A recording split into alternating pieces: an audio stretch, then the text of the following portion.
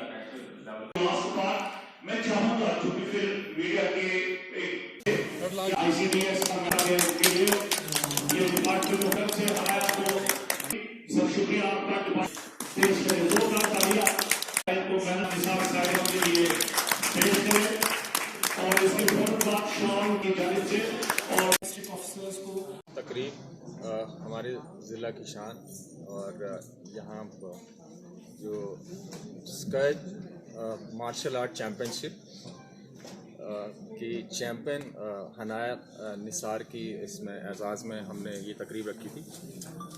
In fact award हासिल करने के बाद फॉर्चुनेटली हनाया को इंटरनेशनल एक गेम के लिए जाना था, इसीलिए ये तकरीब और जब अवार्ड मिला उसके बीच में ये गैप हुआ। लेकिन बहुत खुशी हुई और आज के इस फंक्शन का मैसेज दो थे। एक तो ये था कि हमारे डिस्ट्रिक्ट की जो बच्ची है उसने ना सिर्फ यूटी या नेशनल लेवल बल्कि इंटरनेशनल लेवल पे कई सारे एजाज़ हासिल किए और उस जो अचीवमेंट है उसको रिकॉग्नाइज करते हुए गवर्नमेंट ऑफ इंडिया ने राष्ट्रीय बाल पुरस्कार से हनाया को नवाजा है।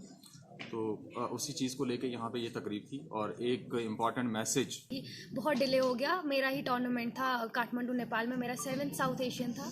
मैं वहाँ गई थी और मैं रिसेंटली वापस आई और आज मैं यहाँ आ सकी। Thank you so much. मैंने एक्सपेक्ट तो नहीं किया था कि इतना अच्छा फेलिसिटेशन होगा, मतलब इतना सोचा नहीं था कभी। और ऑब्वियसली मेरे अवार्ड लेने के बाद तो मुझे बहुत ज़्यादा खुशी हुई और ऐसा रियलाइज़ हुआ कि I have done something in my life कि मुझे प्रेसिडेंट के हाथों एक प्रेस्टिजियस अवार्ड मिला।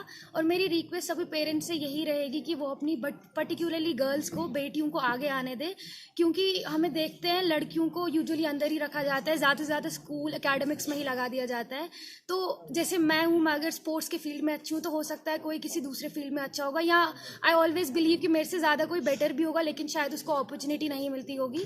तो मेरी रिक्वेस्ट सभी पेरेंट्स से यही है कि वो अपने बच्चों को आगे आने दें। शायद कोई, अगर आज मैं यहाँ हूँ कल मेरी जगह कोई और लड़की हमारे डिस्ट्रिक्ट से होगी। मुझे तो मार्शल आर्ट खेलते हुए पिछले 8 साल हो गए। मैं बहुत छोटी थी जब मैंने स्टार्ट किया था मार्शल आर्ट्स खेलना। अभी तो मैं कहूँगी कि अभी फैसिलिटीज़ मिल रही है, जैसे गवर्नमेंट ऑफ इंडिया इनिशिएटिव ले रही है, खेलो इंडिया प्रोग्राम्स है, एक भारत श्रेष्ठ भारत जिसके लिए मुझे कल निकलना है, हमारा चंडीगढ़ में है जोन ए। और अभी विंटर स्पोर्ट्स हुआ था, हमने वो भी देखा। तो अभी जैसे मैं कह सकती हूँ कि अब प्लेटफॉर्म्स मिल रहे हैं, अब बच्चों को ही चाहिए कि वो लोग आगे आए। बट हाँ, एट डिस्ट्रिक्ट लेवल जैसे सर ने भी बोला कि मैं चाहूँगी कि डिस्ट्रिक्ट लेवल पर भी बहुत सारे इनिशिएटिव्स लिए जाए स्पोर्ट्स के लिए, मार्शल आर्ट्स के लिए, क्योंकि आई बिलीव जब मेरा इंटरेक्शन विद पीएम भी था तो मैंने वहाँ पे भी यही कहा था कि गर्ल्स के लिए मार्शल आर्ट को अगर कंपलसरी कर दिया जाए, ज़रूरी नहीं है कि वो पैशन की तरह फॉलो करें, बट सेल्फ डिफेंस के लिए, क्योंकि हम देखते हैं कि आजकल कितनी सारी चीज़ें होती है कंट्री, आउटसाइड द कंट्री, लड़कियों के साथ जो जहाँ पे वो खुद को डिफेंड नहीं कर पाती है। तो मेरी रिक्वेस्ट रहेगी कि अगर हम लोग डिस्ट्रिक्ट लेवल पे भी इनिशिएटिव ले कि मार्शल आर्ट क्लासेस लगा दे हम लोग स्कूल्स में, ताकि गर्ल्स खुद को डिफेंड करना सीखे। आई एम नॉट सेइंग कि वो लोग इसको एज अ पैशन फॉलो करें, हो सकता है हर कोई बच्चा पैशनेट नहीं हो about martial arts, about cricket, about this, but self defence के लिए, ताकि वो लोग अकेले बाहर जाए और उनको किसी और की हेल्प ना लेने पड़े, इंडिपेंडेंट के लिए। मैं नाम लेना भूली नहीं हूँ, मेरे